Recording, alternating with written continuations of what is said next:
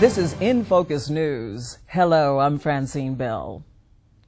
According to church leaders, membership for the Seventh-day Adventist Church in the South Pacific passed 400,000 this year, but the ratio of church members in proportion to the population of the region is going backwards. The greatest challenge for the church when considering its growth is apostasy and missing members.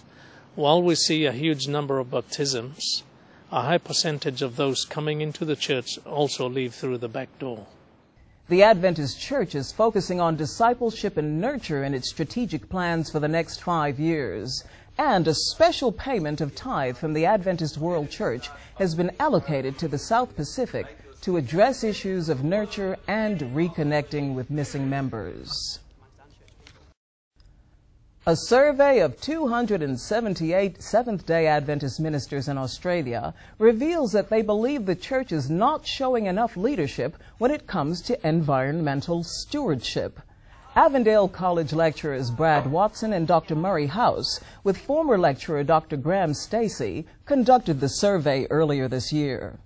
The results released this month show that although almost all the ministers believe the Bible requires humans to protect what God created, many of their congregations have not taken action in defense of the environment. The results of the survey show that Adventist pastors believe that Adventists are interested in environmental issues, but do little to advocate for creation. There seems to be a significant disconnect between the beliefs and the actions.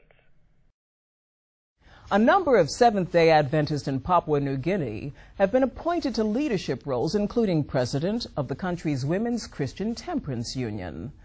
The appointments were made during the WCTU's first national convention in Papua New Guinea. More than 80 delegates representing various Christian denominations attended the meetings. The Adventist ladies were appointed to leadership positions such as president, vice president, treasurer, director for youth, director for children, and director for social services. The WCTU is a non-profit Christian organization that lobbies governments regarding the use of alcohol and other drugs, and also provides drug education in schools and the community. It is one of the world's oldest women's organizations.